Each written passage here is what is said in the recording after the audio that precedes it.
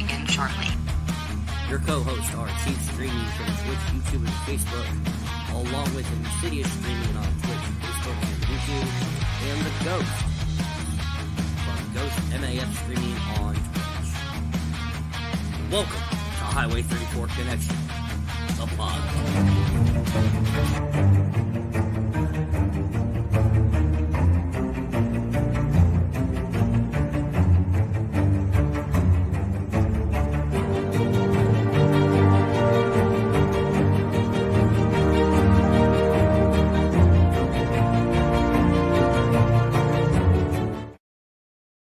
The following podcasts are for mature audiences only, unscripted, unfiltered, and unedited as always. Pro Wrestling Talk, where we will sit down and we will discuss the world of professional wrestling.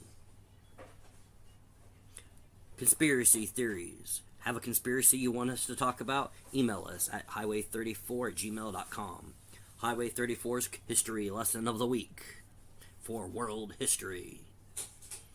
Talking Football, where we'll discuss the National Football League, the XFL, and the USFL. And the Honest 50, where the Chief will sit down with a guest and ask 50 questions, 25 from the Chief, 25 from their community. The Battle of Highway 34, the Trivia Show. Watch and listen as Ghost battles Insidious, or they battle the Chief. It is now time for your main event. Let's freaking go. What's up, everyone? It's your boy Insidious, waiting on the Ghost, but I decided to get started early.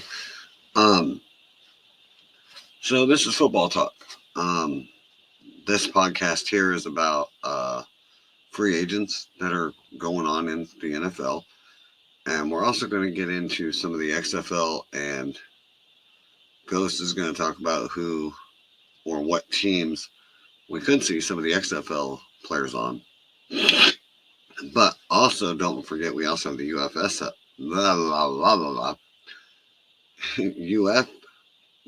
USFL that's also getting ready to go underway. Some of those players could also go into the NFL as well. And remember, most of these guys are undrafted from previous 2 to 3 years. So if they do make it in, it would be amazing, because some of them players are actually really good and could benefit a lot of teams. But so I'm going to get on with the free agency signings. I was hoping Ghost would be in here by now, but he's being Ghost. It's hard saying what the Ghost is doing. He's ghosting something. But first, before I get into that, though, I'm going to go into some of the NFL news that's floating around.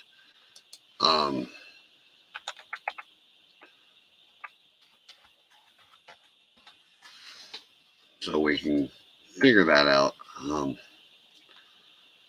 So far, they have 6 potential round 2 steals in the 2023 class, path to the NFL draft. So far, they have Rhea Lewis, Bucky Brooks. Oh, never mind. Those are announcers. So, I'm crazy. Give me a minute, guys. Later.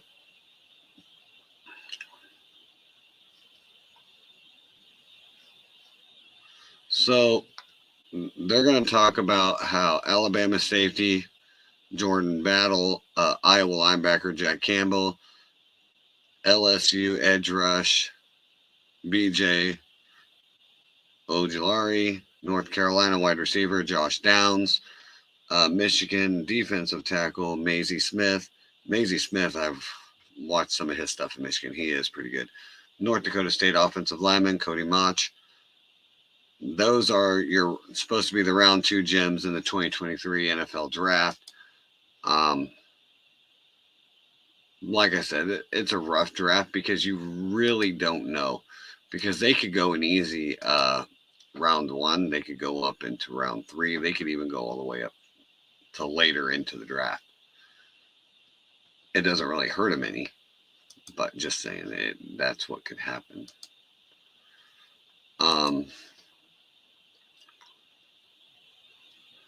Why do we care about 2013 NFL Draft Rewind? whatever. Marvin Jones on the return to Detroit. The culture is different. Coaches are everything. It's not the same.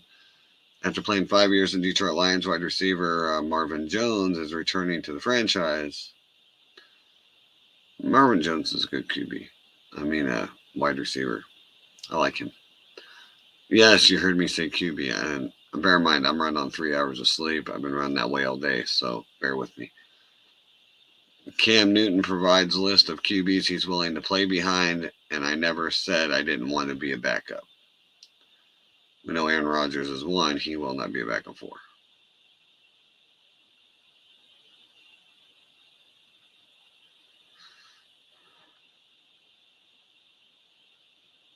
So, Panthers to make a color correction, but not changing uniforms. So, I don't know what that will.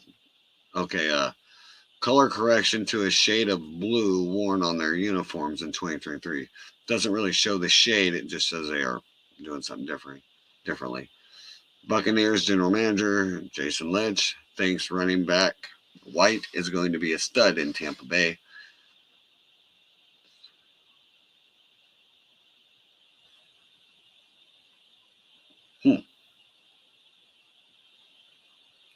So that's something I want to look up. That is the Aaron Rodgers cabal, because I have not been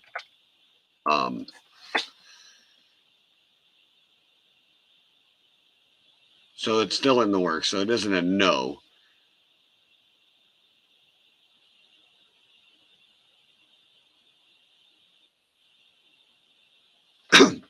And I do believe that would be the ghost, and he is here. Yep. Unmuted. So says Jets signed another player connected to Aaron Rodgers as trade remains in the works with Packers.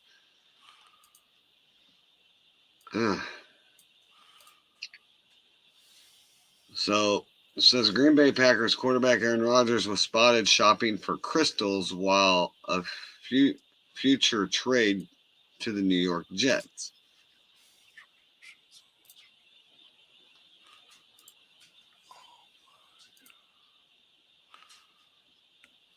So it's not. Oh, it was Tim Boyle, the backup quarterback, is who they signed.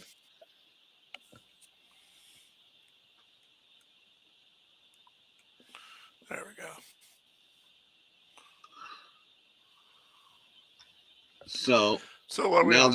Yep. Huh? So what are we on? Whoever the one person is on the Highway 34 connection, thanks for joining. Oh, I was just going through the Aaron Rodgers debacle. Where are we at with that? So far it's in between. They just signed one of his backups, though, Tim Boyle.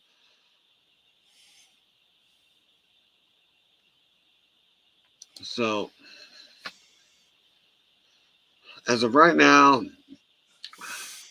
Green Bay Packers quarterback Aaron Rodgers wants to play for the New York Jets next season. He has said so multiple times.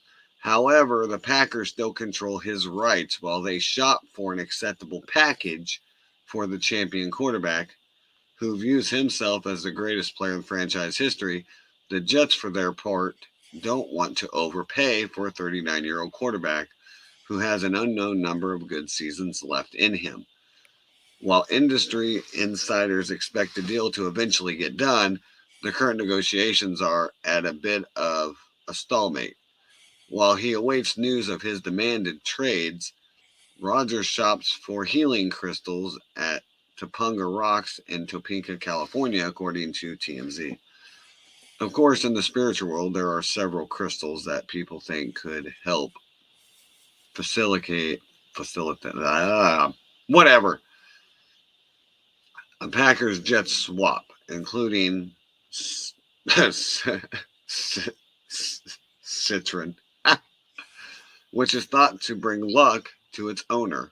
Or maybe he was simply just hunting for a stone that could help him deal with the anxiety of the uncertainty of it all, the outlet noted.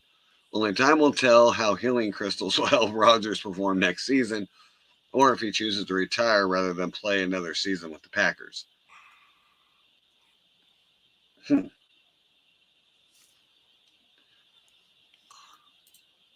So that's where we're at with the Aaron Rodgers debacle. So NFL teams have the most salary cap this season. At number 1 is Chicago Bears. Number 2 is the Carolina Panthers. Detroit Lions come in 3. Packers 4. Texans at 5. The least cap space in 23 is Minnesota Vikings, Tampa Bay Bucks, Washington Commanders, New York Giants, and 49ers. So far, here are your list of quarterbacks that are traded, per se, or signed with a different team. Derek Carr, Saints from Raiders. Jimmy Garoppolo, Raiders from Niners. Taylor Heineke, Falcons from Commanders. Mike White, Dolphins from Jets. Andy Dalton, Panthers from Saints. Jarrett Stidham, Broncos from Raiders. Case Keenum, Texas from Bills. Jacoby Brissett, Commanders from Browns. Baker Mayfield, Buccaneers from from Rams. What? You guys had Baker? Mm. Yeah, so that's who you did. Buccaneers from Rams. Jameis Winston, Saints, resigned. Cooper Rush, Cowboys, resigned. 2 years, $6 million. James Winston, 1 year, $8 million. Marcus Mariota, Eagles from Falcons. Sam Darnold, 49ers from Panthers. Nick Mullins, Vikings, resigned. Drew Lock, Seahawks, resigned. Gardner Minshew, Colts from the Eagles. 1 year, $3.5 million. That's that. Mm-hmm. That's why I said, fuck, I didn't see that coming. PJ Walker, Bears from Panthers, and Brian Hoyer, Raiders from Patriots. So far, the ones yet that are free agents are Lamar Jackson's the Ravens, Teddy Bridgewater, Dolphins, Tyler Huntley, Ravens, Joe Flacco, Jets, Mason Rudolph, Steelers. So far, your running backs, Miles Sanders, Panthers from the Eagles, David Montgomery, Lions from the Bears, Jamal Williams, Saints from the Lions, James Robinson, Patriots from the Jets, Jeff Wilson, Dolphins, resigned 2 years, Raheem Mostert, I think that's how you say it, Dolphins, resigned,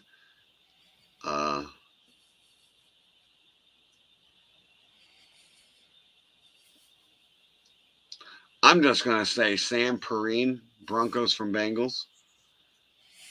Alexander Mattison, Vikings, resigned. Justice Hill, Ravens, resigned.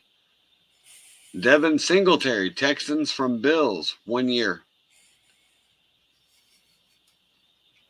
Deontay Foreman, Bears from Panthers. Ooh, Bears got a running back. Boston Scott, Eagles, resigned. Damian Harris, Bills from Patriots. Rashad Penny, Eagles from Seahawks. Chase Edmonds, Buccaneers from Broncos. Ronald Jones, Cowboys from the Chiefs, 1 year. Myles Gaskin, Dolphins, resigned. And here are your free agents running backs. Ezekiel Elliott, Leonard Fournette, Kareem Hunt, Jerick McKinnon, and Kenyon Drake. Wide receivers, Alan Lazard, Jets from Packers, 4 years, $44 million. Juju Smith-Schuster, Patriots from the Chiefs, 3 years, $33 million.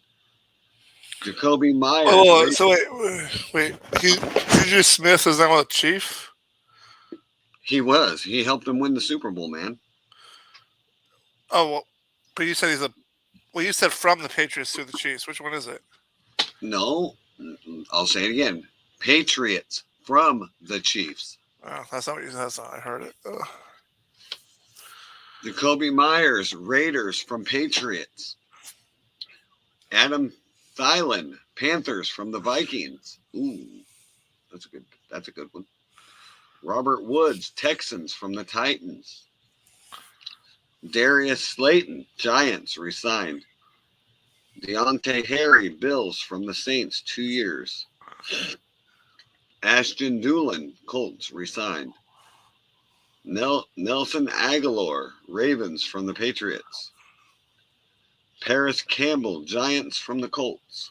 Marvin Jones Jr., Lions from the Jaguars. Noah Brown, Texans from Cowboys.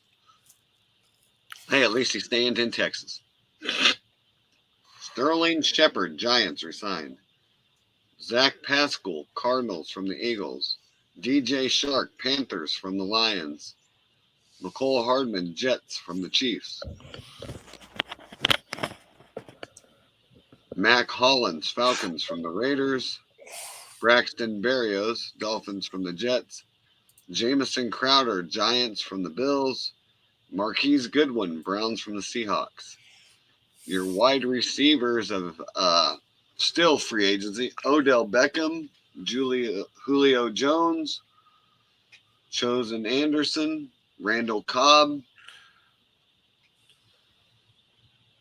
I don't even know how to say that guy's whole name, and I don't even want to try. Alamide Zakahuhis,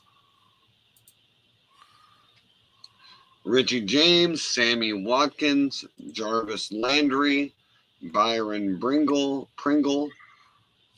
and N'Keal Harry, Bears. Here's your tight ends: Hayden Hurst, Panthers from the Bengals. Josh Oliver, Vikings from the Ravens. Dalton Schultz, Texans from the Cowboys. Andrew Buck, Texans from the Broncos. Chris Manhertz, Broncos from the Panthers. Jordan Akins, Browns from the Texans. Huh? Can't believe I'm saying this. Mike Gesicki, Patriots from the Dolphins. I did not see the Dolphins parting ways with their tight end, did you? Probably not. Mike Gesicki is a beast, man. And they only signed him for $4.5 million for a 1-year deal. It's crazy cheap. Austin Hooper, Raiders from the Titans. Robert Tonyan, Bears from the Packers. Irv Smith Jr., Bengals from the Vikings. O.J. Howard, Raiders from Texans. And here's your list of free agents. Mercedes Lewis, Geoff Swam, and Brock Wright.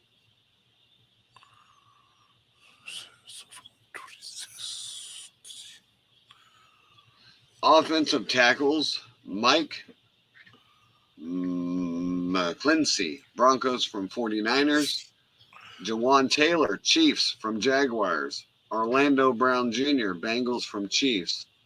Caleb McGarry, Falcons, resigned. Andre Dillard, Titans from the Eagles. Andrew Wiley, Commanders from Chiefs. Calvin Beckham, Cardinals, resigned. Riley Riff, Patriots from Bears.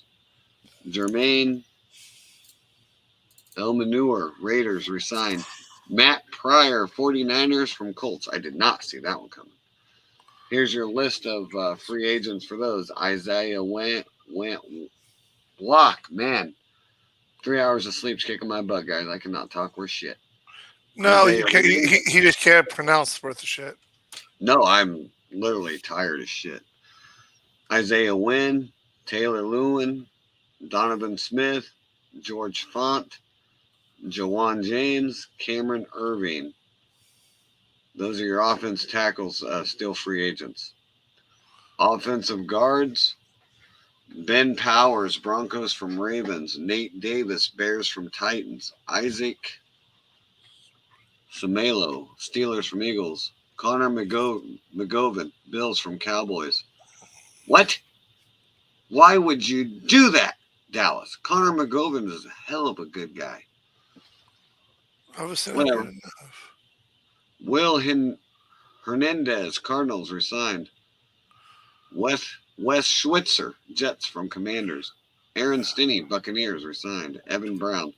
And here is your list of still needing places to go. Dalton Risner, Trey Turner, Justin Pugh, and Roger Saffold. Centers, Jake Brendel, 49ers, resigned. Bradley Bozeman, Panthers, resigned. Ethan Posick, Browns, resigned.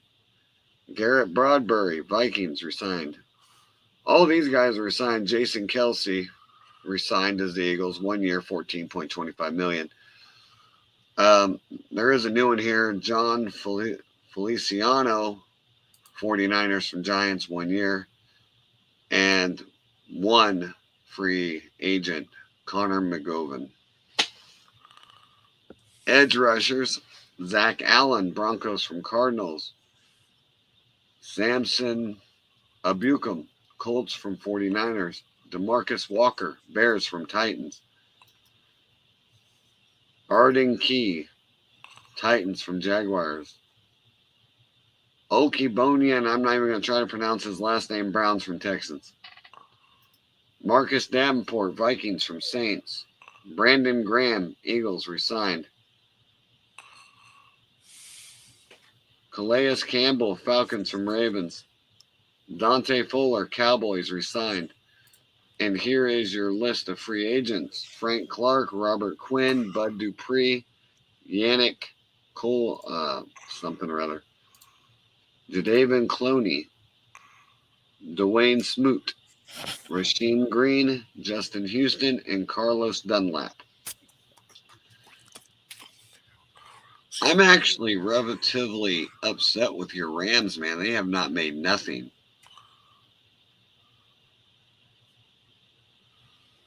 Defensive lineman, Javon Hargrave, 49ers from Eagles.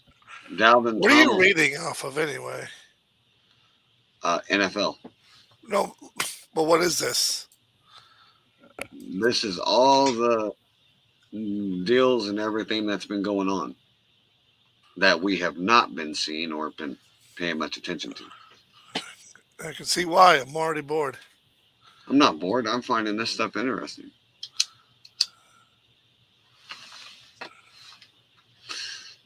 Anyways, Javon Hargrave, 49ers from Eagles. Dalvin Tomlinson, Browns from Vikings. David Alamada, Falcons from Saints. Okay, I'm not going to list the re-signs because that's kind of pointless.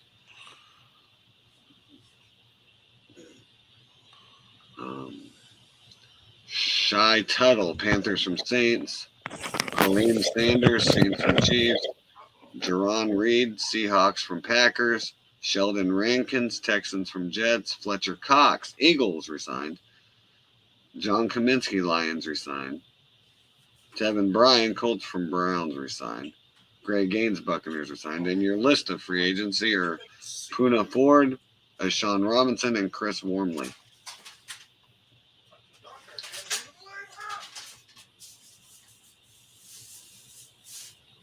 Oh, they did re-sign Leighton Van Dyke.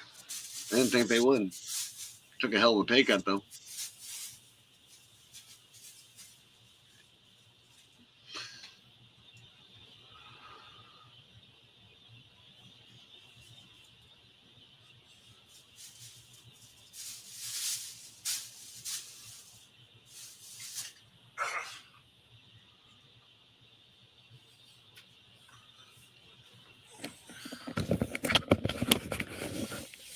All right, I'm not going to do any more of those. It means you're getting bored.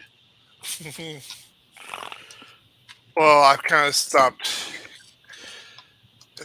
a lot of stuff like a while ago, man. I bet you did. But that don't mean the viewers wasn't enjoying it. All right, go on with what you have next. One second, I'm just trying to.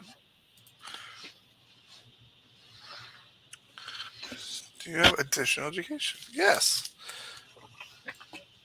Oh, and by the way, this is monster number 4 of the day.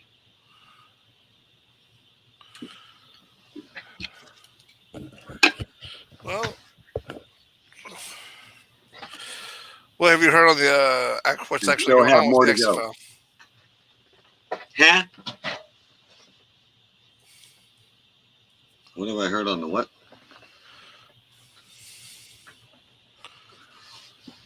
On the XFL? Yeah. 'Cause Nothing really. But I well, I was think just it's saying, gonna. I just think that um, I just think that with all the players that's there, and I just think some of them could end up getting drafted. I mean, could end up going to the NFL relatively easily. Oh, why is that? I mean, you're putting on a show. It's the same as watching college. You're getting a chance to look at prospects. But here's the thing: some of these people have already been in the NFL, and there's a reason But why they some do are this. also undrafted. I mean, I think one of the people was like a backup or something. But it's giving him a chance to show what he can do. And who knows? Maybe that's why the Rams ain't making no moves. They're waiting for the USFL to end and see what players are over there. Like I said, it's kind of smart because you got more prospects to actually go after.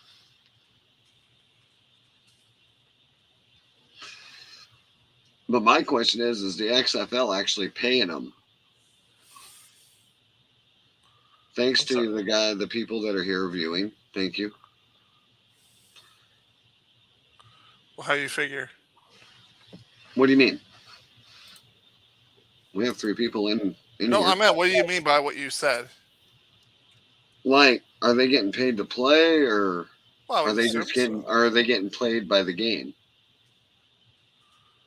I would assume they're getting paid, but I mean, why wouldn't they be paid? It's professional.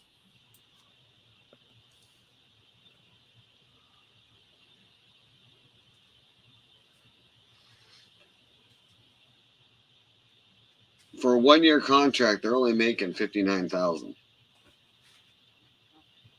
but they're getting paid 5,000 per game, and will receive $1,000 bonus for every win. That's not too bad. No, not really, not at all. It's actually pretty decent.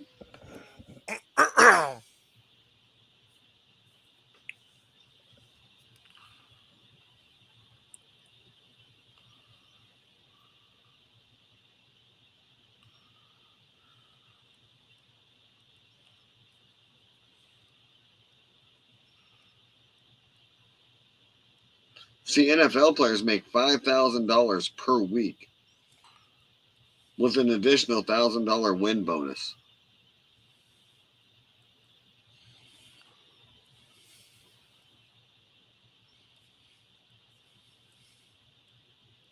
How much will they win if they win the championship? It doesn't tell you that.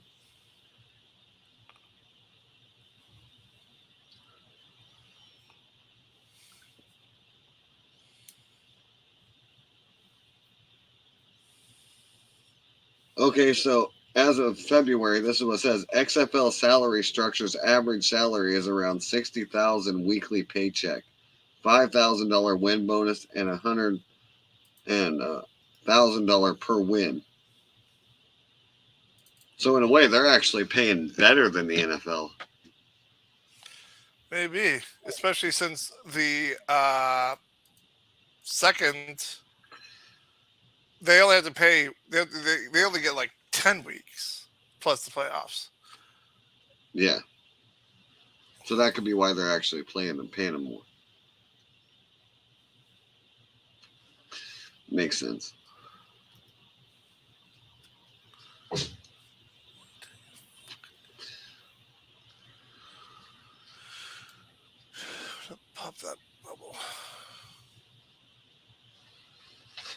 Where is my freaking?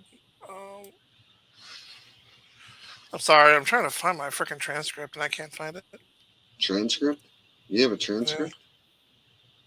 yeah, my academic transcript. Because I don't like paying all the time to get one. So my most recent one I got and I uploaded it to the Google Drive. I just forgot what folder I put it in.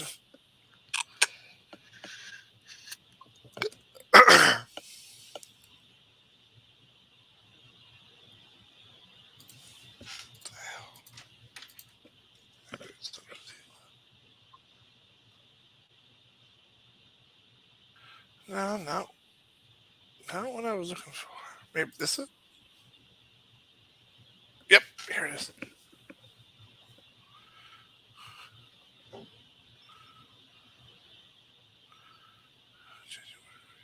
December. How was that from January to December? So how's everybody in stream doing tonight? Feel free to comment. I'm still interested to know that the Roughnecks, who I originally thought was going to go all the way because they were unbeaten last year, and then they started out being unbeaten this year. Um, they lost. They fell to that trap that you've talked about. They lose one game. The almighty team. They lost one game, and now they've lost every single game since. You lose the momentum, you lose everything. You might as well be playing Madden. You throw one interception, you throw 12 more. What do you think? Well, that's a problem. I mean, they were 4-0, and now they're 4-3 because they lost their last three games. And check this out. Check this out. Check this out. The first. Oh, and check this out. Last week, the last unbeaten team that was 6-0. They lost to the 0-6 team. Now, tell me where in what world that makes sense. It don't, but it happens. I know it happens. It's like it's like 11-4 Bill team losing to a 3-10 Raider team or something like that. It happens more than you think.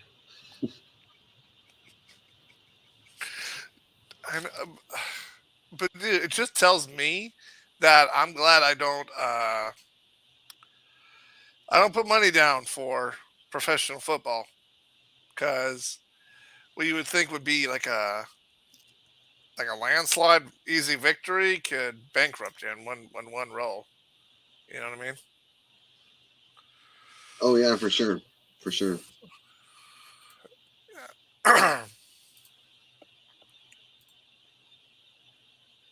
Oh yeah, for sure, easily.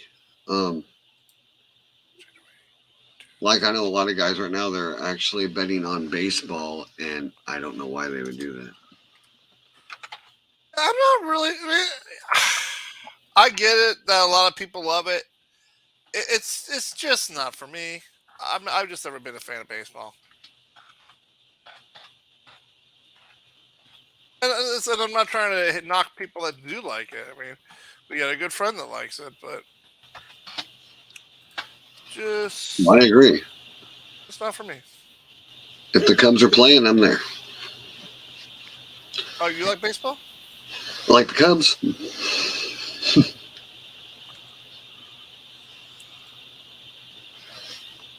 I don't know if that counts me as liking baseball.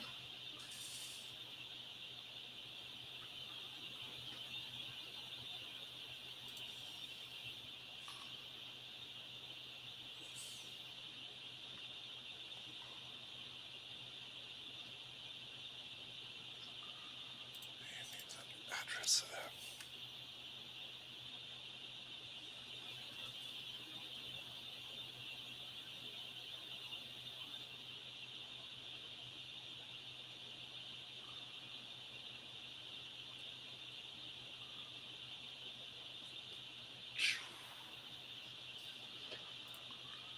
And then what else we got? We have And then we got the USFL coming up. yep, next week I think.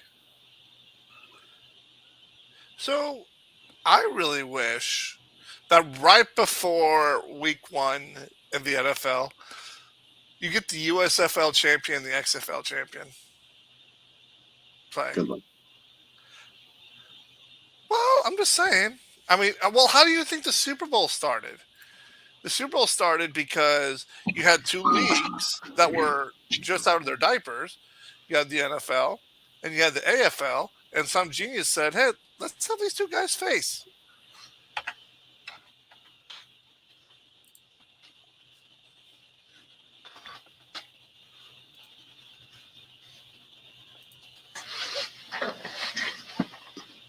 So, now,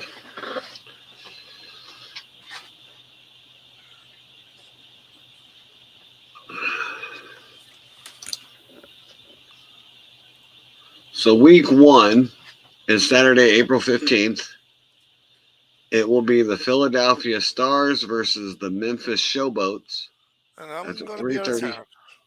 3:30 Central Daylight Time on Fox. I'm going to be out of 6:30 p.m. because I got a is few. the New Jersey Generals versus the Birmingham Stallions. And then Sunday, April 16th, you'll have Michigan Panthers versus the Houston Gamblers. And that's going to be on CBS and Peacock. And 5:30 p.m. Central Daylight Time, FS1 will have the Pittsburgh Maulers versus the New Orleans Breakers. Nice. I'm going to be out of town most of that. I got to go. I got a funeral next Saturday to go to. Oh, I'm sorry to hear that. It's never fun. Mm-mm.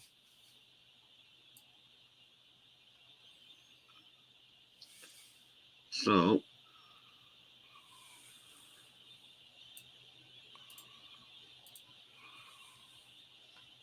I'm going to try.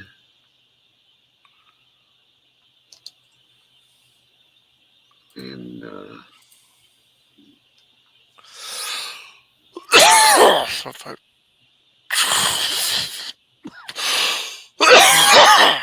Wow. So fucked. so far,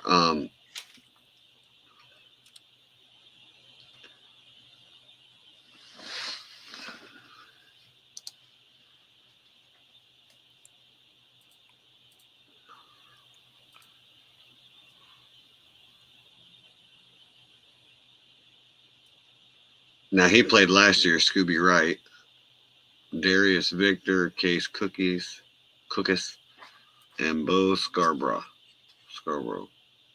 Those are the key players. Returners to know: QB Jamar Smith, Louisiana Tech; QB Alice McGo, Florida International; wide receiver Adrian Hardy, Louisiana Tech; wide receiver Marlon Williams, UCF; linebacker Scooby Wright, Arizona; running back. What the fuck did I say? Bo Scarborough, Alabama. So they started camp already, and that was March 20th. So we have yet to know who they are, but the newcomers for the Houston Gamblers are: the returner to know is running back Mark Thompson. Newcomers to watch for is running back TJ Pledger of Utah, wide receiver Joshua Moore, Texas; defensive end Eli Howard, Texas Tech; linebacker Isaiah Pryor, Notre Dame; QB Terry Wilson, New Mexico. The Memphis Showboats, their returners to know are Brady White, Memphis; wide receiver John Franklin III, FAU; wide receiver Derek Dillon, LSU. Newcomers, defensive end Big Cat Bryant. Is that his real name? Anyway, UCF. Running back Alex Collins of Arkansas. Now Alex Collins, if that's the same one, didn't he play? Wasn't he with Dallas for a while?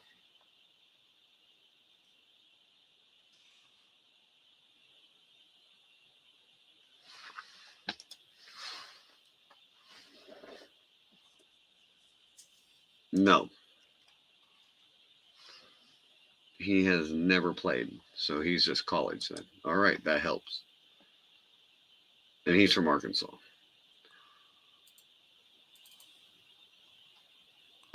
Michigan Panthers returns to no running back Reggie Corbin, Illinois, wide receiver Wap Fillier, Indiana, linebacker Frank Ginda, San Jose State. Newcomers to watch: defensive tackle Robert, and I cannot even say that last name, Old Miss, QB Carson Strong of Nevada.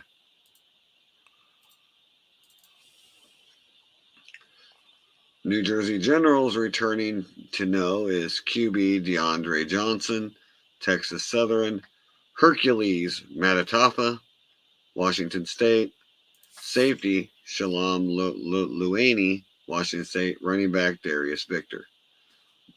The newcomers to watch is QB Dakota Prukop of Oregon. I don't even know most of these people. So I'm going to guess, like I said, these are mostly undrafted people over there.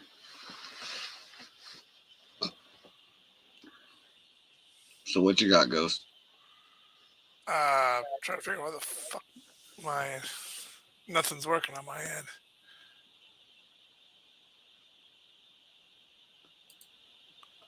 Well, you'll have that when you're not paying attention.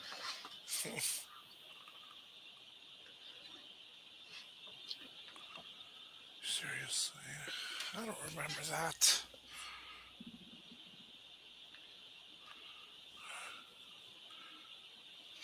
Fuck.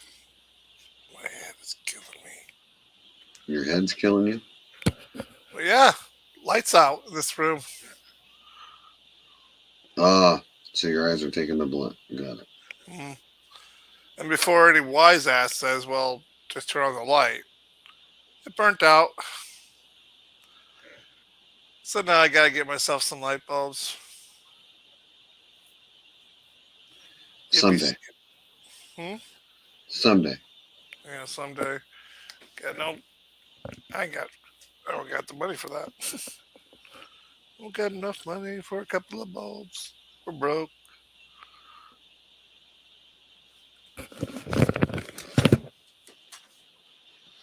Me 3.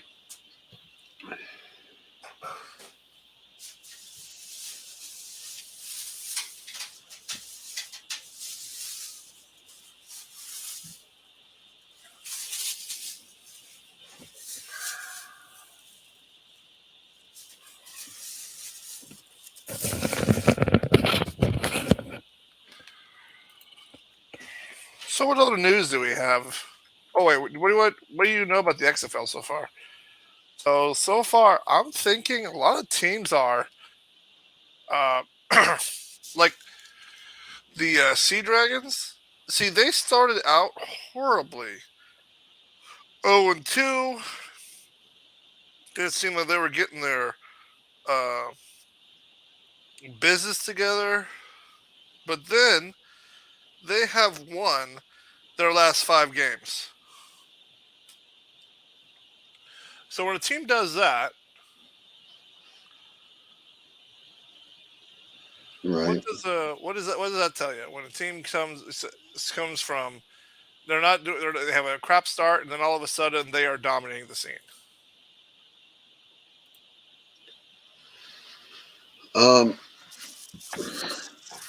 We would have a Kansas City Chiefs. No. That's when someone pays off the refs.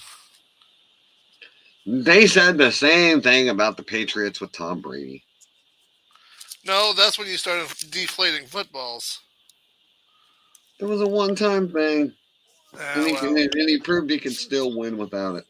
You know. I don't understand how that had anything to do with it.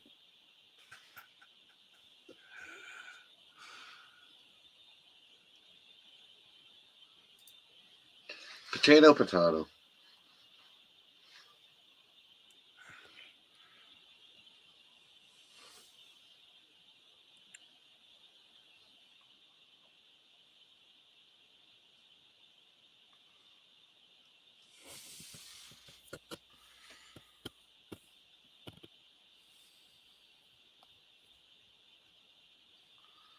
Well, let's see.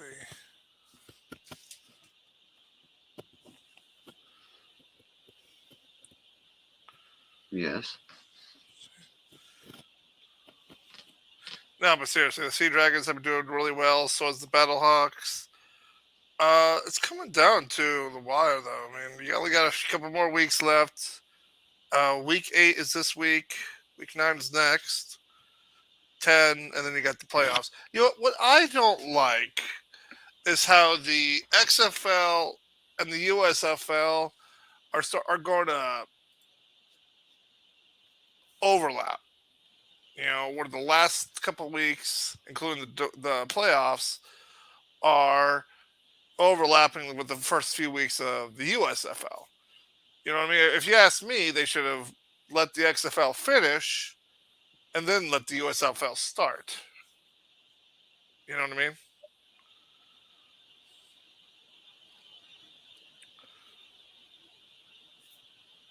I mean, not everybody has enough time to watch 8 games every week. Right.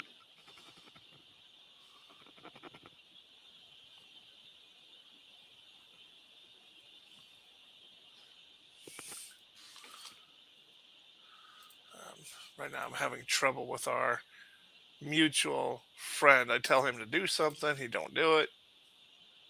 Instead, he gives me a bunch of nonsense. Chief. Yes, sir. You'll have that. Mm.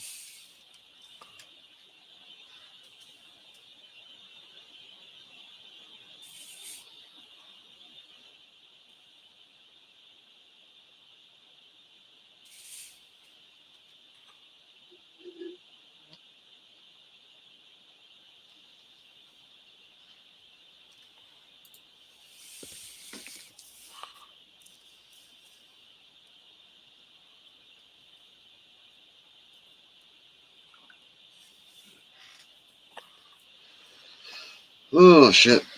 And I just paid him his $21. Yeah, I saw that. Uh,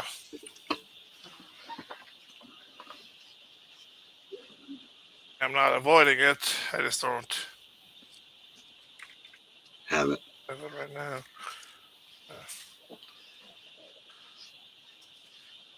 Have you thought about going back to Danny's? They won't take me back, bro. They can't afford me. That's sad. On whose end? Theirs.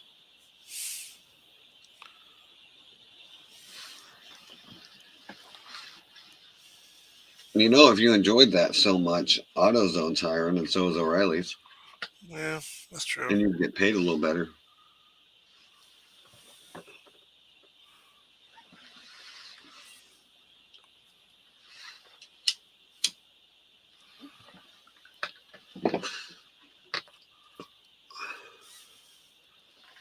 Just saying, you get paid a little better.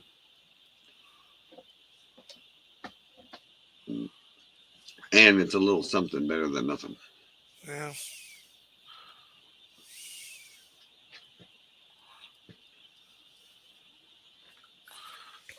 I tell you, well, no, hopefully, I'm doing all this background check. Hopefully, if it turns out good and I get it, then I'll start me making pretty good money.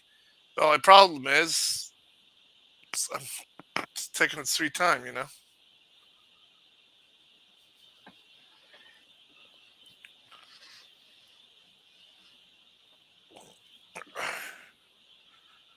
You know, there was a veteran on TikTok that said what we've been talking about, though.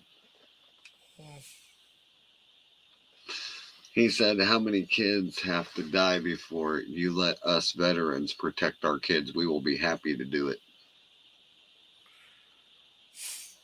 Are you switching topics? No, I just meant to actually tell you that earlier and I forgot Right. because I thought it was cool. And it Nothing, fits me. nothing is cool about any of this. No, it's cool that what I've been saying, veterans are actually taking a stand to it, is what I meant. Not the fact that any of it's happening, because it shouldn't.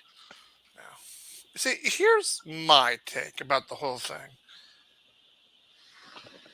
I don't. I get what the other team says, and I do. And part of me wishes that was true.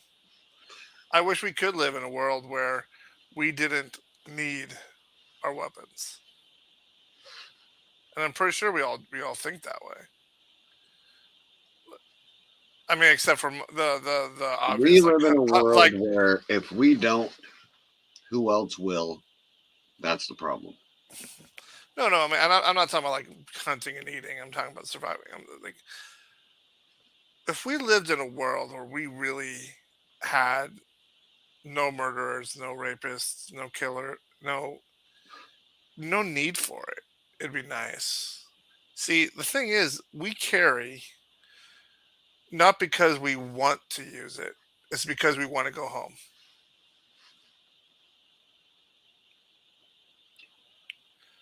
I guess if we're out and about. Like you, I mean, let's say this: you don't want, unless you're a sociopath. I'm going to assume that you don't want to ever have to use your weapon against another human being. Like I've said numerous times, as a responsible gun owner, you hope to God the day comes you never have to pull it. Exactly. That's my point. It's like we don't. That's the But thing. the You thing don't. is, you have to remember is once you pull it, you better pull that trigger or you're dead. But you also something you need to remember is you can't unring a bell. Yeah, but you pull it out and his is already out. It's going to come down to who shoots first. Who's going to pull the No, trigger first? no. It's going to come down who shoots best. No, it's going to come down to who shoots first. And well, either who shoots best and hope like hell he misses and you hit. Because the first person could shoot, but if he only wings you or misses all together, Well,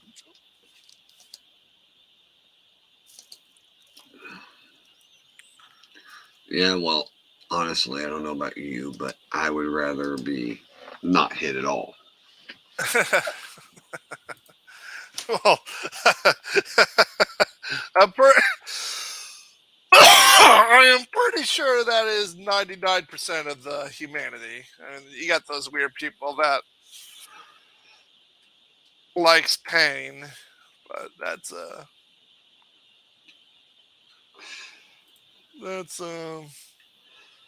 Yeah, but you know what?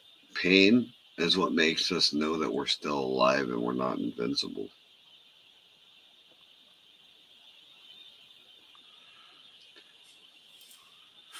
If you go around like a banker or a lawyer, what do they have to get hurt on? They don't work on cars. They're worse. They're going to get pinned carpal tunnel. you're talking Well, about physical pain. yeah, they don't know the actual damn smashing your knuckles on a frame or getting No, your but hands cut, putting them in tight places. no, but they may understand the pain of having someone's livelihoods in their hands. Not all pain is physical.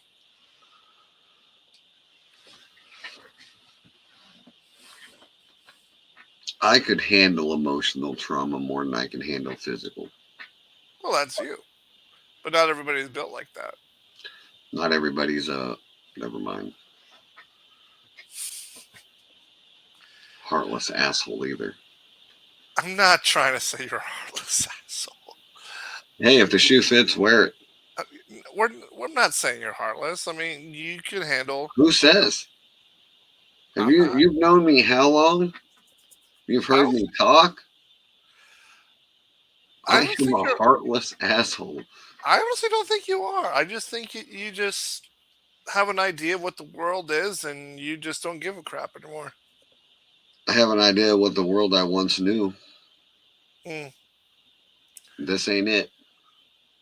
see, When you can justify when when your secretary of the press goes out and switches that whole narrative of 6 people dying because she doesn't want to say the word Christian in there. So she's going to turn it around and say that the LGBTQ community is under attack. What did you just say? Explain that, because I got nothing for that. How the hell are they under attack when your trans person just literally blew away 6 people, 3 of them being children, at a Christian school? That tells you how society is fucked. and this reaction that you have shows that you're not a heartless bastard because Oh you're no, on the contrary, I'm very No, hold on. heartless. Can we finish? Because you're upset about it. No, it pisses me off That's a because not form of upset. because And how you there's the fact that you're handling it at all shows hardness. the Now, reason if it just rolled off, if it said, you know what, 6 Christians just got killed, I don't care. What's next? See, then that'd be kind of the close to being thing heartless. the thing that pisses me off is this is not what our men died for. This ain't it. They didn't die for these freaking liberties that they're trying to push. This agenda that they're pushing in people's heads. They don't even know what the agenda is anymore. That's the Oh, problem. they know. They know exactly what it is. It all comes down to votes. What's coming up this year? Election. No, They need that's all the LGBTQ votes they can get. that's But next they year. don't. That's what, a couple 100,000, 100,000 people? There's that many. They think there's that many fruity loonies walking around.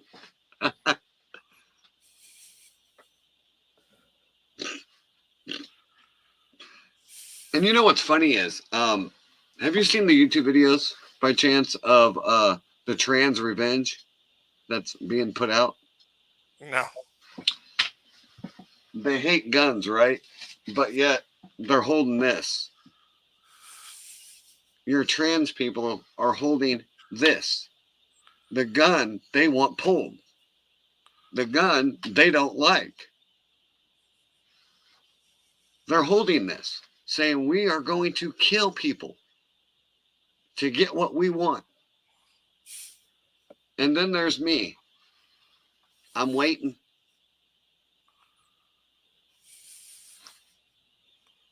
Talks bigs over the internet.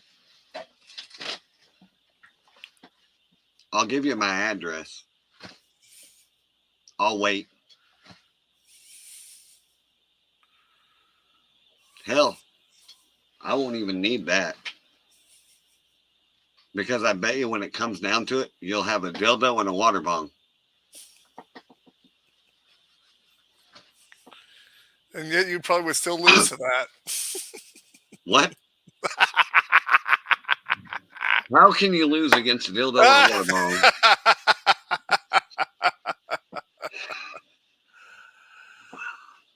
I got nothing against these people. I really don't. No one does. No one does. And they think that because the news media portrays that everybody's out to get them. No, it's not like that. Oh, they're stopping the surgeries. No, they're stopping medical funding for your surgeries. They're not outlawing you to get them. Duh. See, you need to see a psychiatrist if you don't understand the logic behind it. They're not telling you can't get it. They're just going to tell you you're going to pay for it.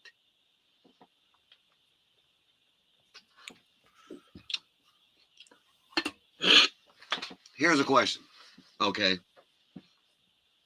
I'm a hardworking American. I work hard for everything I have. I have bad teeth. So should the government pay for my teeth surgery, or should I? Well, now that's a question. Well, let me ask, well, hold on.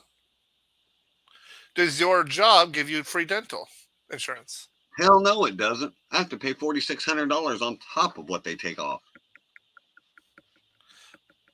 But they do provide dental insurance, right? Shitty. So here's the thing. Well, for me, I get an 80-20. But here's the thing. I'm also a vet. I've Yeah. earned these things. I'm Yes. okay with people earning things. See, there's a difference. People say, well, you got it. I also earned it. You See- are a hardworking American. And some people also have jobs that come with medical, dental, and benefits. They're earning them through their employment. I am okay with that because that's part of, you work hard. Here's a perk for it. It's okay with that. There's a difference between. See, that's what insurance is for. I just think that, they think everybody owes them something, or everybody's entitled to owe them something. First off, I owe you nothing.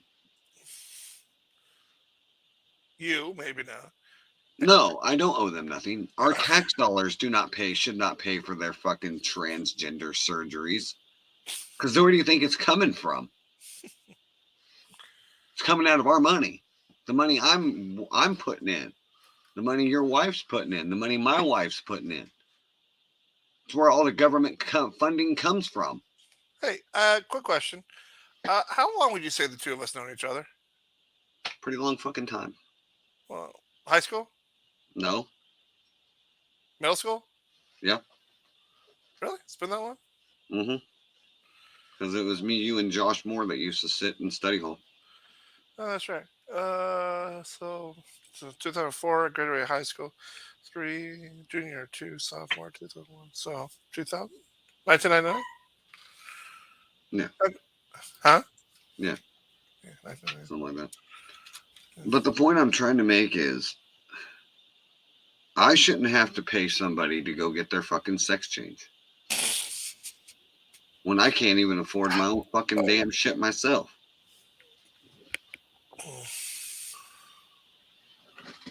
I mean, I'm making it as clear as I can possibly be. And then they talk about they're wanting to do this and that. Well, the other thing they want to do is to get kids help. Kids don't know what the hell they want. No kid does.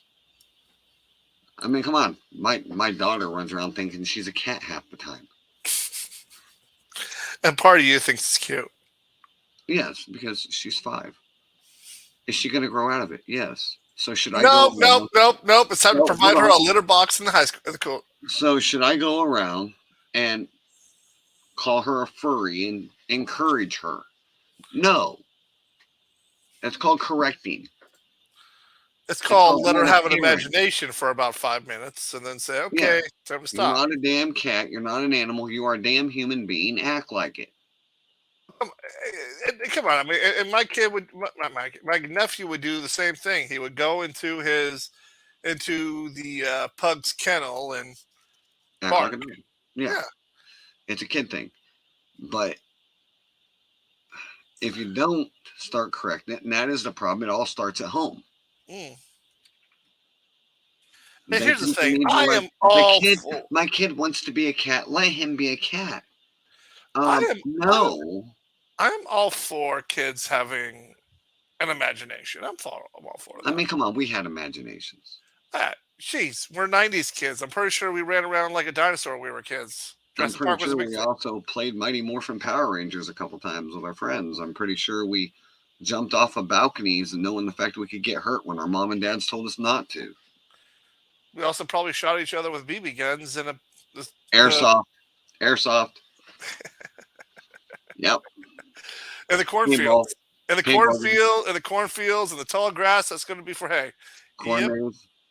yep. And then you get tired of going through the maze and just cut through the fucking corn stalks. Yeah. And then there's the screaming Petey Pablo raise up in the back of a truck in the middle of winter at 30 below zero with swinging your shirt around. What? Shooting some fireworks off, even though they're illegal in the state at the time. Out of the back of a moving truck. Same night. Spraying people with a water gun out at 3 o'clock at the high school. Senior prank. Remember that? I remember that one. I remember him doing it with the water balloons too. That was pretty funny. Yeah, I think one truck we had the water gun, the other truck we had the water balloons. And they were looking for the girls with the white shirts. Oh, hey, you know, ours was harmless compared to the one that was a couple years prior. I mean, that one was horrible. Hey. Nobody ever warned me about icy hot on the toilet seats would cause a reaction. I was referring to the teachers' heads on the bodies of the. Hey, that shit was funny. Kenny That was even thought it was funny. horrible. No, it was funny. Kenny was giving out autographs. He goes, I look pretty good for my age. He was giving out autographs. It was only the little liberal lefty teachers that didn't like it. Even the principal thought it was funny. It was just the three teachers took offense. Well, then it was the three teachers I had because everybody teacher I had took offense. Yeah, but the principal was on there. He thought it was funny as hell. Mr. Hanson. That's why he called a big powwow about it. Because they were powwowing. But he thought it was funny. That's why when they sent him to the janitors to help out, my dad just told them to play on their phones or whatever they wanted to do. He didn't care. He goes, you guys were having fun. You had your fun. You ain't got to do nothing. Just sit there. So that's what they did. All three girls.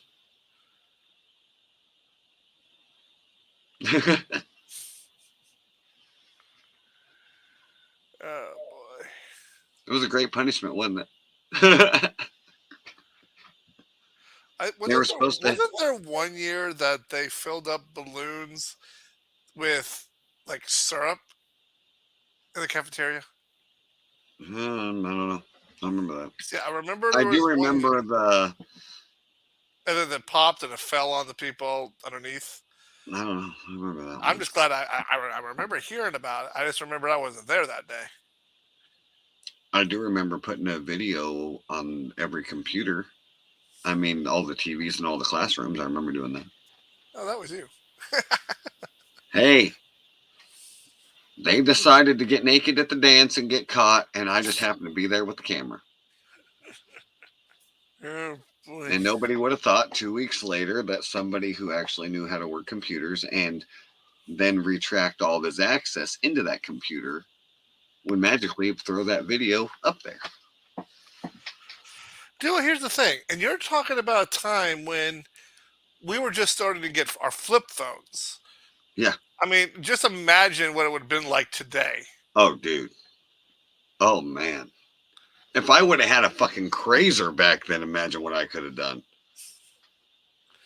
But Crazers came out after I graduated. I think we had like right when we were graduating, that's when Blackberries became a thing, wasn't it? Yeah. Blackberries were a thing, but I actually had a camera. I didn't have my phone then. I had a camera. And it was one of those things where you didn't have to have flash photography due to all the disco lights going around at the dance. Right. So I was just sitting there. See, high school taught us so much about computers, taught us how to erase our steps. And I just used what they taught me. Schools also taught us a little bit of self-respect too, which they kind of forgot over the last couple of years. They didn't teach me how to be self-respectful. Oh yeah. Oh come on, you know what I mean. They didn't teach me to be So respectful. when it I'm comes back still to your little the girl that arrogant wants to be a kitty asshole I cat, was. so back to Nothing your little changed about me. back to your little girl that wants to be a kitty cat. What are you gonna do if she's playing like that, and then she goes to school, and all of a sudden she has a litter box in her classroom because of it? Like I said, it starts at home, man.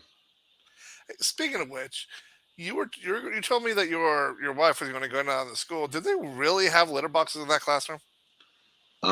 According to her relative, yes, because her relative works at that school. I want proof. As far as I know, that is not allowed to get out.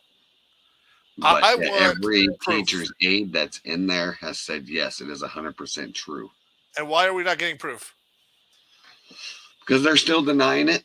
Because the parents, they don't want to get I the don't want parents proof. happy. I don't want to see the kids doing it. I just want to see that in the classroom because I'm sick I and tired. don't think he or she actually uses it. I think they just kind of go over there and squish it around like a cat Yeah. Anyway, after they use the bathroom. I don't know. I don't know the whole story behind it. I just know that it actually is there. And this is at the EBF school or Carter. nope, Dalma Elementary. You told me this was at. No, Wait a this minute, is Dalma. Dalma here in town. Yeah, Dalma doesn't exist. yes, They it shut does. it down, It's Dalma. but they shut it down. No, they didn't. They turned it into the first grade. Dalma school is just first grade now. If I believe right, it's first and second. I thought all the schools on the south side got shut down when Liberty got built. Liberty only houses third through sixth, I believe. When did that happen? It's been that way for the last 4 years. Well, let's see how much I'm paying. And now they're trying to build another school and possibly get rid of Wilson. Oh, screw! Great. I kind of like Wilson. It's right there. It's perfect for my kids. Just Yeah. walk. If you ever get busy.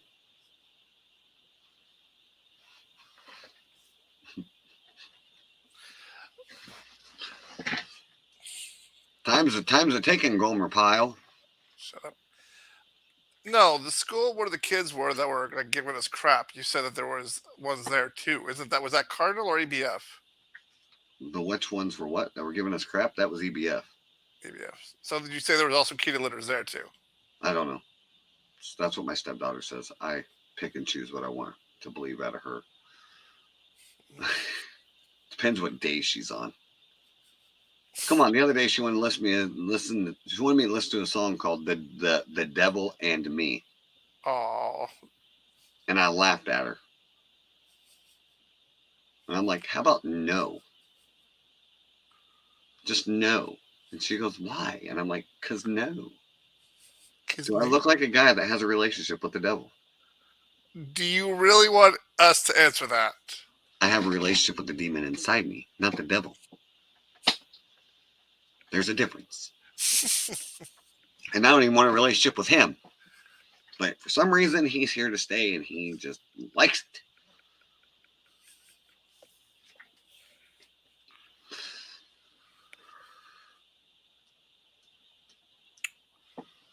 I'm like Gene Simmons. I was raised by the demons.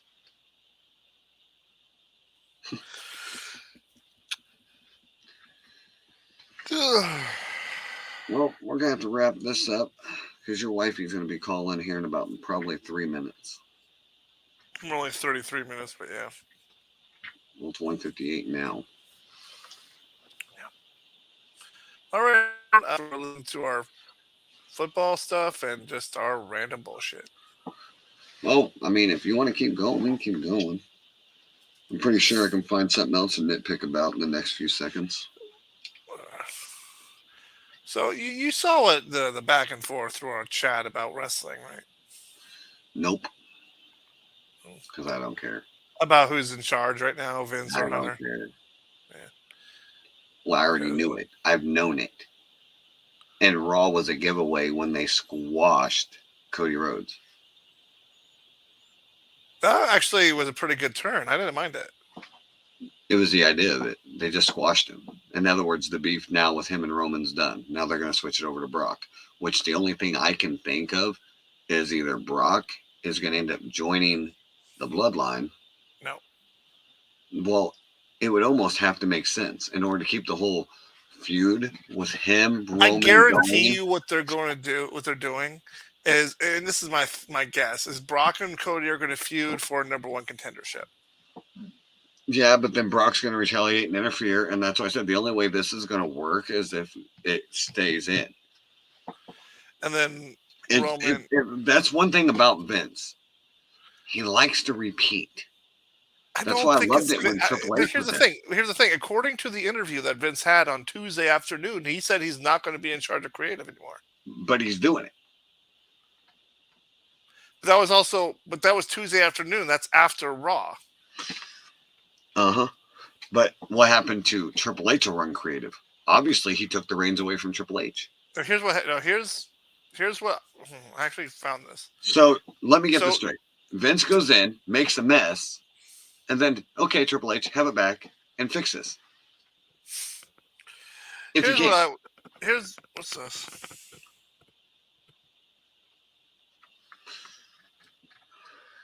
I hear you. I just know what Vince did, and I don't like it. He ruined the WrestleMania.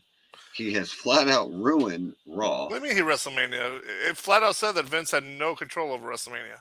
Well, that was the worst fucking WrestleMania ever. It was too damn fucking predictable on who was going to win every damn match. Now you're as pissed. What is up with you and Chief? I gotta ask you this: if it doesn't happen, if the person that you want to win doesn't win, it isn't about who's going to win. No, it's about the principle behind it. If you're gonna bring out a veteran of any sort, let's say, for instance, all right, here's a better one. This would have made more sense. Theory versus Shamrock. Shamrock wanted a WrestleMania match.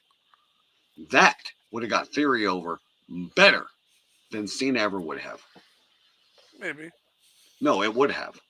Well, yeah, of course it would have, because that's somebody that you never even expected. An Attitude Era wrestler. Exactly. That definitely would, because of that very reason. Yeah. He would have been a better fit. I agree. Triple H. I didn't even know that was an option. Yeah. Triple H said no. See, Triple H said no. Yeah. He wanted Cena in Theory. It made sense. But no, it didn't. It made none. Okay. Because that was one thing Cena said in that promo. No matter if I win or lose, it doesn't matter. It's not going to help you. And I agreed. It's not. He didn't say a lie. Because Cena's technically still on top, even though he's not there. You would need somebody from an era like the Attitude, WCW, hell, even go ECW, Rob Van Dam. But no one would want that person to lose. Exactly, you would. But you would want him to lose clean. No, here's the thing. If it was RVD or Shamrock, I wouldn't want that person to lose. Why the hell not? You want in Theory to get over. That's how you get over. But that's why you needed to pick a legend where the fans have no problem with that legend losing. The fans have not. The fans have had the loud boos he got when he won. The fans have had no problem with Cena losing for the last 15 years. Until now. Did you hear the reckless amount of boos he fucking got with the way he won? If he would have went clean, see right there. If he would have went clean, it would have helped him. Right. But hey, Rob, a heel cheated to win. Oh my gosh, that has never happened before in the history of WWE. You're missing the point, Ghost. That's the problem. Cena is still a top star. He is not a veteran. He is not an inductee into the Hall of Fame yet. He's nothing. So when you do a low blow on somebody who is nothing, you don't get respect from the fans. You get hatred. The boos were hatred. Shamrock is not even a Hall of Famer. He should be. Well, that's a different story for a different time. Vince don't like him. Hall That's of the main Famer one. doesn't. But here's the thing: Hall of Fame and legend don't necessarily go hand in hand. See, that's what I didn't understand about. Would you consider The Vin- Rock a legend? Yeah, actually, Yeah, but he's not a Hall of Famer yet. no, but he's Attitude Era, close enough. Attitude Era doesn't necessarily make you a legend. No, but it's an era of badass attitude. That's why it's called the Attitude Era. Stone Cold, badass. Taker, badass. Kane, hell of a badass. And all three of those are Hall of Famers. Exactly. The Rock won't be in the Hall of Fame yet because technically I don't know why. He should have been. Well, he said he wanted to wait till after Taker was inducted. Now that he has, And he's see what still not. happens. And he's still not. So there's that. Well, it's only been 1 year. Give him a break. I just don't know. I just don't know. I just think Cena was a bad fit. That was my main problem. It was a bad fit. But here's this. This is the interview I saw. It was an interview with Vince and the CEO, chairman of UFC, and of Endure. And Vince was flat out asked, "Are you going to be back making creative?" And he was flat out asked that, and Vince quote said, "I'll be back on the way of upstairs in the office, but I won't be back on the way of downstairs, backstage, and creative." He can't stay away. That's his damn problem. Well, he said that they wanted him on the board to help transition the merge, but they don't want him creative. Endeavor does not want Vince in charge of creative. Yeah, because it's running a hell of a lot better with Triple H, and obviously Raw showed that. Yep. So Endeavor wants Triple H running the show. So my question is for you. Yep. All right. 100% honestly, was Cena and Theory a fit? Regardless, I know you don't like Cena. Regardless, that aside, okay, fine. was it a fit? I'll throw my bias against Cena out. I think you're right that the match would have been a lot better if Theory won clean. I agree. That part I agree. I believe Theory and Cena needed to happen. Yes, and here's why. The way Theory has been acting, he has been acting no less and no more than how Cena acted his first year. And then lately, Theory has been on social media saying the champ is here. He's been basically mocking Cena. So a Theory Cena match, I do believe needed to happen because it looked like one of those passing the torch moments. The only problem is, like you said, the match itself flopped, and if Theory didn't tap out and then turn around, low blow, you're right. That botched his push. If Theory was able, now I was okay with him cheating to win, but with him tapping out first, you're right. The whole crowd. What did the whole crowd do? The second Theory walked out there, they started the "you tapped out" chants. That hurt it big time. So if now if Cena hit the AA and then pinned him for 20 seconds with the ref knocked out, that'd have been something else. Yeah. But a tap out and then it went, no, you can't. It's hard to recover from that. So you're right. That I do believe was the wrong way to do it. Now if Cena pinned him, like I said, and then Cena's like, oh, the ref's knocked out, and then low blow, A-Town, that would have worked a lot better, and it would have got Theory over. Even though it would be a dirty win, I was okay with a dirty win. Because no one would expect Theory to beat Cena clean. No one expected that. See, I would have been okay with them. I'm okay with a dirty win. I am okay with a dirty win because he's a heel. Well, I would have liked it better if they did the RVD ECW John Cena match all over again. But instead of Edge, you had Joey Logano come out, and while the ref is down, nail his finisher. He goes out, wakes up the ref. That would have been better. The problem with that What, and have Theory still win? Yes. Well, here's the problem with that. The Cena RVD match, Cena was the heel, RVD was the face. Well, supposed to be. But So it Edge didn't work. came out and speared him to hell. RVD was So- still the face. I don't know. Yeah, so technically Cena would still have been the face of that whole fucking thing. Because the moment Well, Edge came out and speared him, Edge was the heel at that time. Yeah, that's why the fans were chanting, "Thank you, Edge. Thank you, Edge." Go back and watch that. Yeah, because it was ECW. They hated WWE because at that time, WWE was in the middle of buying them out. You don't remember I'm that? just saying, telling you it was them. That's why that recreating the match was ECW. epic. But they were recreating ECW. It was the WWE's ECW. But the Yeah. point is, it doesn't matter. You have your problem with your comparison is you're not taking face and heels into account. It depends on how you look at things. To me, a heel taunts the crowd. This is the crowd. It doesn't matter. But Are you serious? The Rock can taunt the crowd and they would love him for it. It doesn't matter. I mean, you do you know what they do I'm when going they to try use a turning. reference.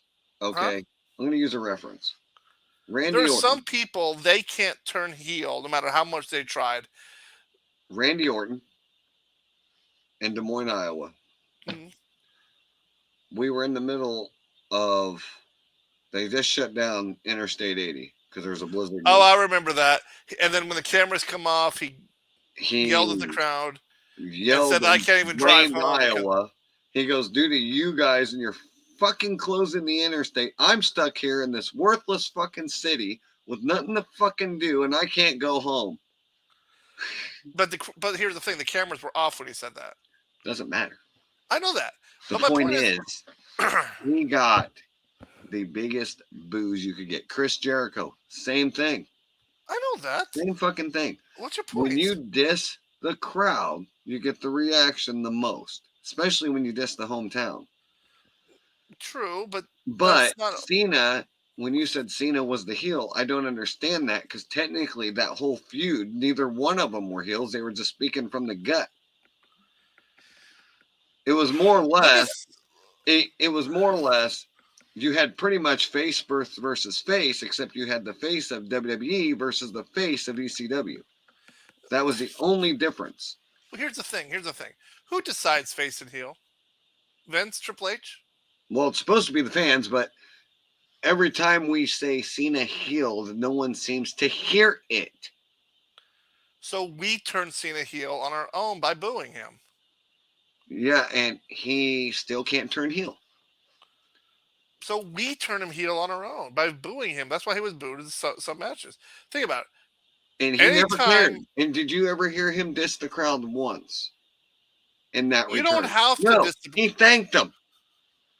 You don't That's always have the to. thing. Heels, they have a different reaction to the crowd when they boo them. They But normally here's the thing. they You want them make, it louder. seem that, you make it seem like that's a Louder. requirement. You have to It's diss not the a crowd to be a heel. requirement. It's a given. Every freaking heel, when they boo, they want them to boo louder. Cena just, yeah, thank you, and goes on to his freaking promo. Yeah, some heels mock the crowd by saying that. No, because that's how they get their paycheck. Is the louder the boo, the higher their paycheck is. Oh, come on. You've had heels mock the boo. Come on. It's not Name any one. different.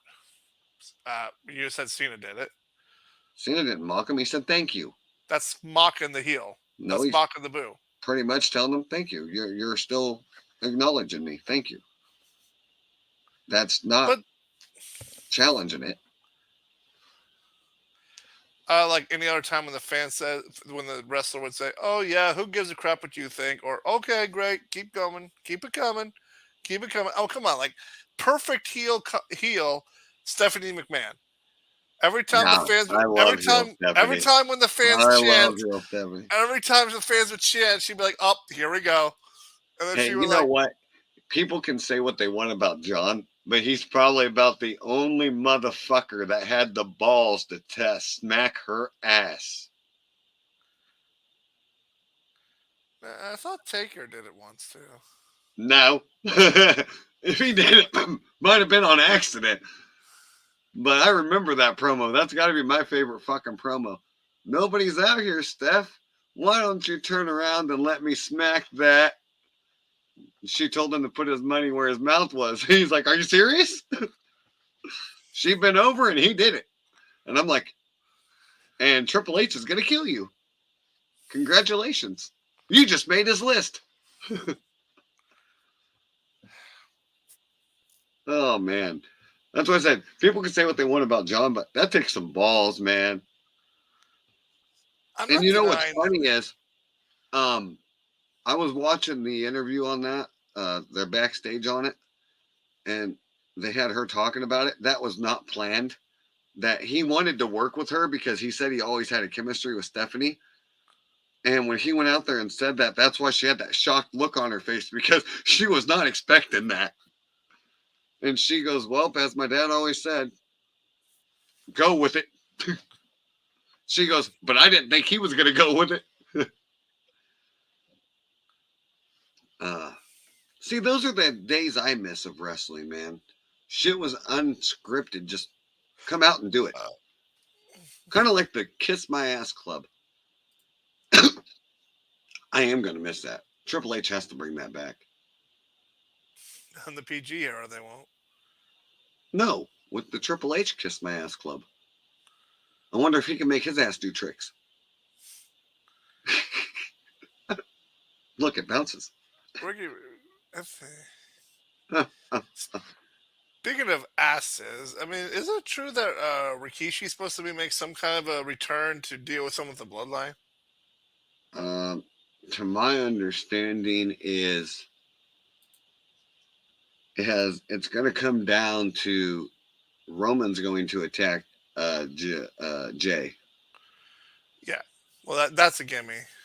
And that's when Rikishi is supposed to come into play because Solo is going to side with Roman, and it's going to come down to the Usos versus Roman and Solo. And I think that's why they took Cody out of the picture with Roman. That way he could have it in feud with yeah. So that's why it makes sense. Because a lot of people want the person to defeat the bloodline to be the person who started the bloodline, and that'd be Jey Uso. But the only thing that upsetted me. I mean, I have a question. Yes or no? Would you have a problem with that idea? Jey Uso being the one that destroyed the bloodline since he's the one that started it. He ain't going to be the one to destroy it. Roman is. Because Roman's going to take the first strike. You know what I mean. Jey Uso bringing down Jey Uso. And Jimmy's going to try to side with Roman, and that's where Solo's going to take out Jimmy.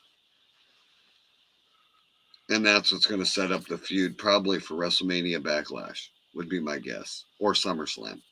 I would say it's not going to be Backlash. That's too soon. But would you have a not problem really because the bad blood's been brewing this whole time, so it wouldn't be much to switch it into gear. Yeah, maybe. But do you have a problem with Jey Uso that dethroned Roman? Actually, I was reading that's actually what they're thinking about. I mean,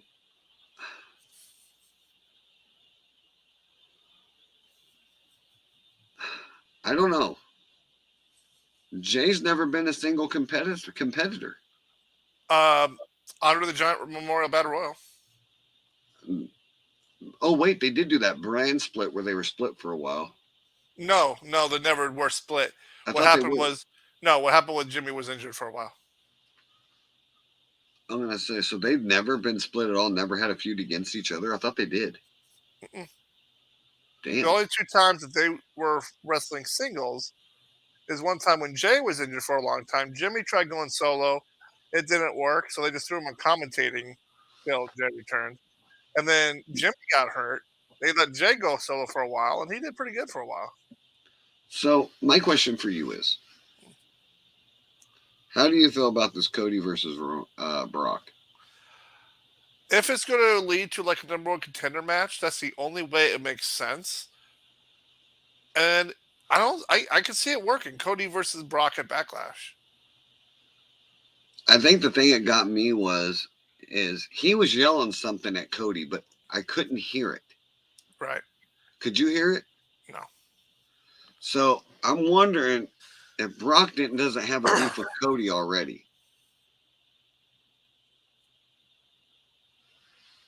I don't think But I wasn't expecting a heel turn with the momentum Brock had as his face. That did not make sense to me. But that's what makes the heel turn so good because you never see it coming. Yeah, but he's been a heel since he's been back fucking 3 years. He's been a face for almost 1. And he was actually getting really good with that gimmick, and I don't like to see him go backwards from it. Well, maybe he's not going to be the monster heel again. Maybe he'll be the farmer heel. I'm kind of curious to see how that works. Come on, see, you laughed. That would actually be funny. It would be, but I don't see it. I look for him to come out, and his head's going to be shaved, and he's just going to be the same old Brock. Let's wait till next week on Raw and see how he comes out. But if he does win that number 1 contender spot, that means Roman's in for a face turn. They've done heel versus heel before. Not according to WWE 2K. Heel versus heel don't work. It bores the audience. Bullshit. No, we've had heel. I don't get it. We've had heel versus heel all the time. It's always fun to watch.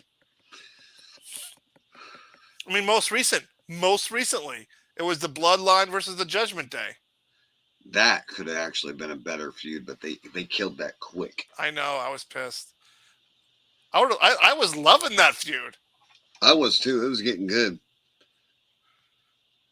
But I'm saying heel versus heel works. Okay, here a few years ago, Shield versus the Wyatts. Shield versus the Wyatts. I have a really big question for you, though. What? Who do you think of the era was a better heel?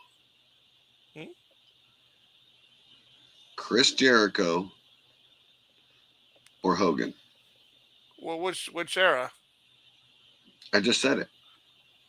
They would have been WCW, which would have been Lion Tamer Jericho. Since I didn't really follow Jericho that much in WCW, by default, I have to go with Hogan. and honestly, I'm going to go with Hogan anyway. And you know why? You know why I'm bringing this up, right? Can I say my reasoning? Well, I was actually going to tell you something that tied with it. That's why. When he was fighting Dean Malenko was talking about how he was a man of 1,000 holes. Right, I remember that. Well, Chris Jericho came out with a huge fucking list of how he had more than 1,000 holes that he could kick his ass. And was naming them all off in the ring. That was funny. And he was a heel then. Yeah. And then I started thinking, that's where he came up with the fucking list. That makes sense. But here's why I think Hogan heel was best. Oh, I agree. Because no one predicted it. Mm-mm. Hogan went for decades in WWF as being the all-American bump, bump, bump, bump. You know, the slam heard around the world. You know when the good guys are down, you get Mr. America come out there with the "I'm a Real American" theme. Everybody loved Hogan, and then when Hogan goes to WCW, we're like, what the fuck? He joined the NWO. No one saw that. That was the epic heel turn. Yes. And who did he turn on? The Macho Man Randy Savage. And it sold big. Right. You know, that was one time even had Vince rocked. That was like the start of the wars, pretty much. Yeah, Vince was rocked. He couldn't believe that. Couldn't believe Hogan went heel, and it sold. And yet, big. Yeah. So what happened when Hogan returned to WWE? We threw him face NWO. He was the NWO, yeah. And he was heel. And it worked. Yeah. You know, that was the best Stone Cold gimmick, though. I will admit. It led to probably one of the greatest matches in WrestleMania history, Rock and Hogan at WrestleMania 18. Nope. You had Stone Cold first. You're right. Because Stone Cold I remember that when he grabbed that ring and grabbed that steel chair, he goes, I got enough beer. I'm going to sit here all night until they get their asses out here and they know who they are. And then he's like, I don't care if they're black and yellow, black and red, black and purple. Just get your fucking son bitching asses out here. That would have been good if the red and black NWO showed up on that one. That would have been funny. That was when Sting was doing other promotions at the time. I know. You know, that was the main reason why he left WWE, though, was he didn't get that one match he came in for. Who? Sting. Which match? The Taker? Mm-hmm. That was his main reason for leaving. He goes, I came for one purpose. He goes, when we came stare down in the ring, he goes, we set it right there. That was the set when we stared each other down. Vince went backstage, said nope. Who? Nope. Who said Vince that? wouldn't let it happen. It wasn't Vince's call. That's how Sting recorded it. That Vince pulled the Vince told, yeah, you're right. Vince told Sting no, but there was more backstory behind it. Mark told Vince no. Actually, he wanted it. Here's the thing. Let me tell you something. Did Taker want it? Oh, Taker did. Yeah, Taker wanted it, but Taker couldn't do it. Here's what happened. It was shortly after the Taker Goldberg botch that was heard around the world. You know, the one at the Saudi Arabia was horrible and horrible and horrible. Here's the thing. That match is what caused the Taker Sting match to go bye-bye. Because what happened was Taker said it was an eye-opener for him. Because Taker was like, if we were 10 years, even 10 years ago, maybe even 5 years ago, me and Sting could steal the show. But Taker was concerned with his age and with Sting's age. They couldn't give the fans what they deserved. The icon of WWE versus the icon of WCW or whatever. Taker was concerned that they could not sell it for the fans. It was too much problem. Oh, they could sell it. That's the problem. But they couldn't give us a big 35, 40-minute match. Taker was concerned about that. Kidding me? I'm telling you what Taker said. Did you watch TNA? I'm not saying Sting. Have you watched AEW? No, I don't watch AEW.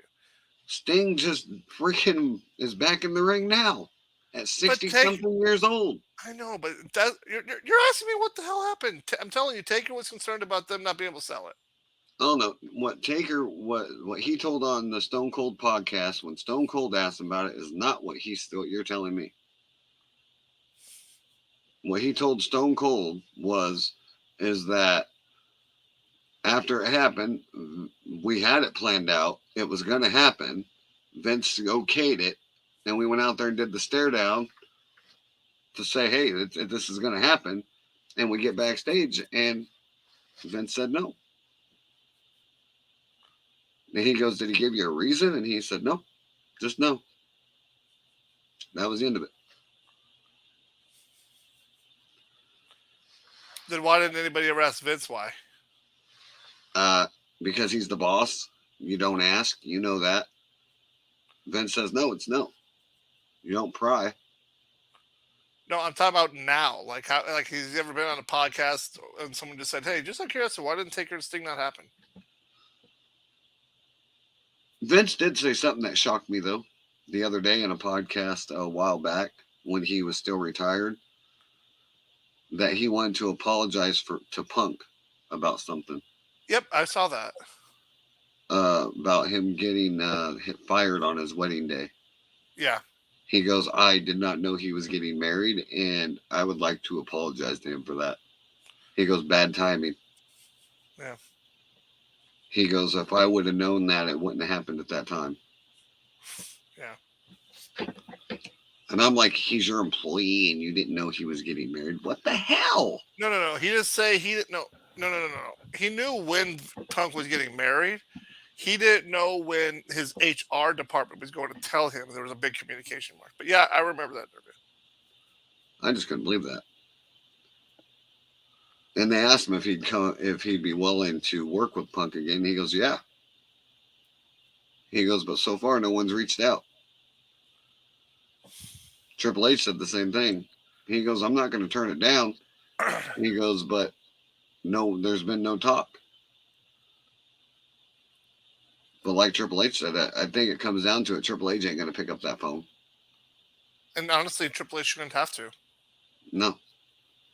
And But I get. But I also did you hear what get. Seth? Did you hear what Seth said about it? Yeah. But I also know where Punk's coming from. If he picks up the phone, it's going to look like he's crawling back. And he don't want that image. The voice of the voiceless crawls back. Then he doesn't need a job. And that's what he's looking at. And AEW is going to bring him back, I guess. Here's the thing. I'm starting when Punk left WWE. I was feeling what the fans were feeling about it, but now that I see how Punk has acted in AEW, I'm seeing what Vince and Hunter thought. I see what everything Triple H said in that promo was 100% accurate. Punk's a cancer. And what was more than that, when he said, I saw a guy with a lot of talent, but he couldn't get past his own fucking ego. Mm-hmm. And that proves it right there that he has a huge ego problem. Punk? Yes. Yeah, well, wherever Punk goes, Punk thinks he is the show. Yep. He just couldn't do that in UFC now, could he? And now that UFC and WB is merged, yeah, good luck with that now. Dude, I'm waiting, man. I want it. You want it. I want it. What? I want him to do it. A UFC match at WB. I want a UFC style fight of Bobby Lashley and Brock Lesnar. Problem is, will that happen on WB channel or UFC channel? I don't care where the fuck it happens. I want to watch it. And put that shit in a steel cage with the UFC rules. Go.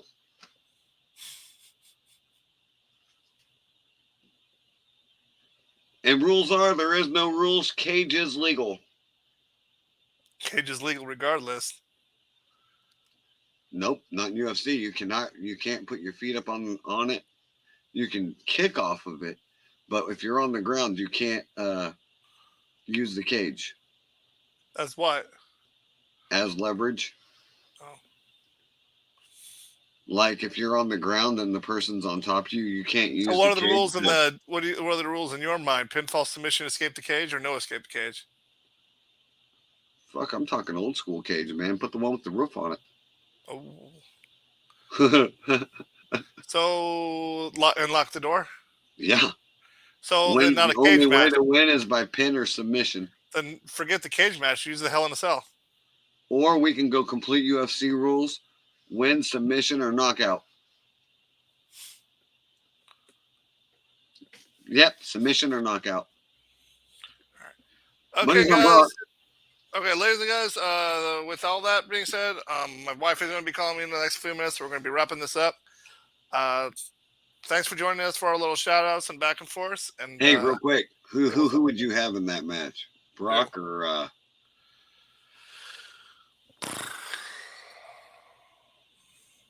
seeing Brock fight? Okay, let me run down this. Let's run down the tag. When it comes to strength, strength, I give it to Brock. When it comes to speed, Brock. Endurance, I'm going to have to maybe give it to Bobby because he's younger. But endurance, though, there's a problem with Brock. I watched Brock go up against a veteran in the octagon. And he leveled a lot of opponents. But for some reason, that veteran, Randy the Natural Couture, took it the distance, man. He held him up against the cage. He kept him on the ground. He was wearing Brock down. And Brock still come out with the victory. Okay. Well, here's another one. By submission. Right. Here's the thing. Brock's has a weakness that everyone under the sun knows, and that's his knees. I don't know if Bobby has the same kind of a weakness. So, oh shit. Bobby Lashley's MMA record is 15-2. Let's see Brock's MMA record.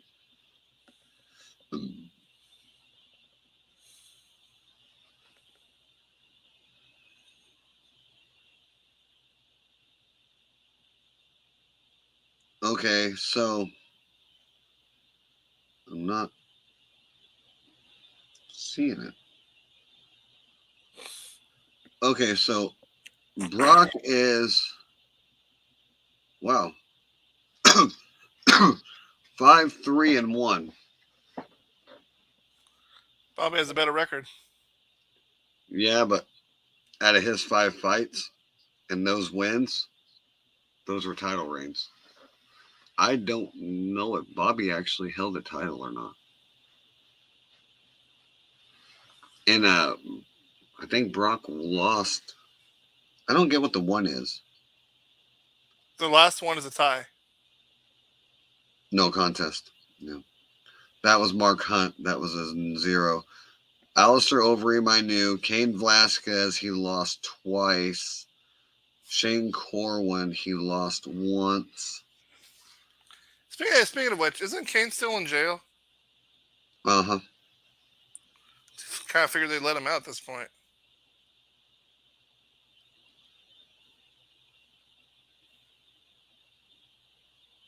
So his No, he's 5 not. wins were against Shane Corwin. Cain Velasquez currently signed to AAA. Yeah. Brock Lesnar, he fought Shane Corwin, Frank Mir, Randy Couture, Heath Herring, and Min Soo Kim. His first loss was Mir. His last one was Cain Velasquez and Alistair Overeem.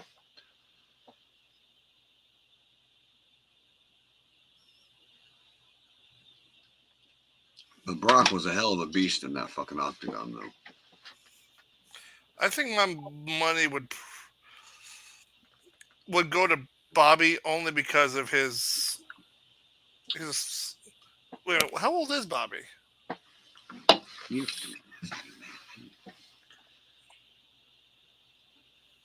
Bobby Lashley is 46 years old.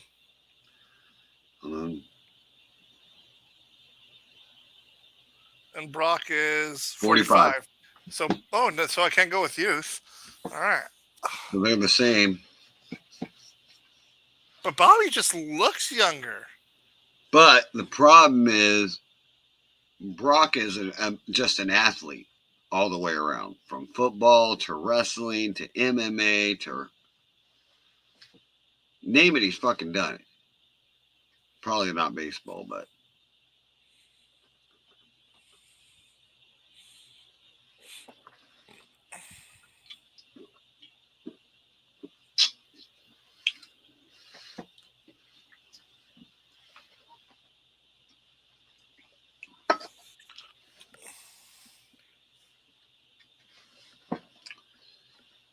I don't know. That'd be a tough match to call, really.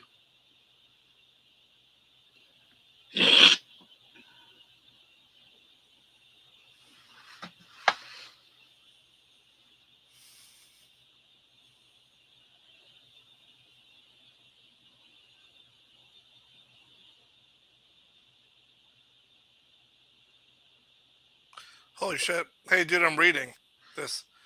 It says here that, yes, even though Vince said a lot of weird last minute changes to Raw, which no one liked since Wyatt Endeavor stepping in. You know what I mean? It says here that Lesnar turning heel was not one of those.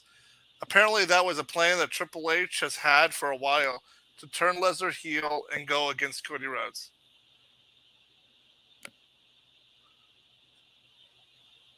So, yeah. So this is Cody's. This was Tunner's idea. What do you have to say to that?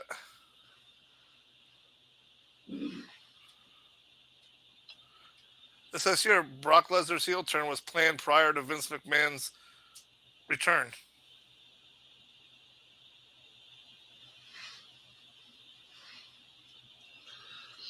I don't know. So let's see what Triple H is going to do with it.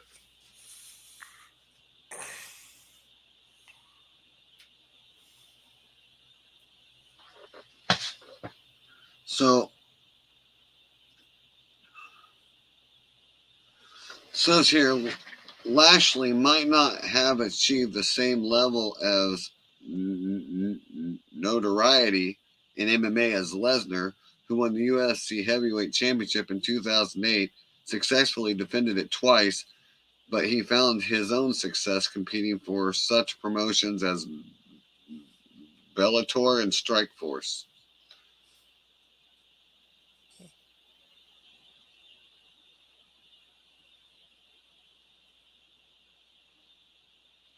All right.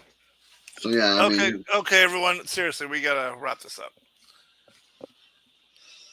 all right, man.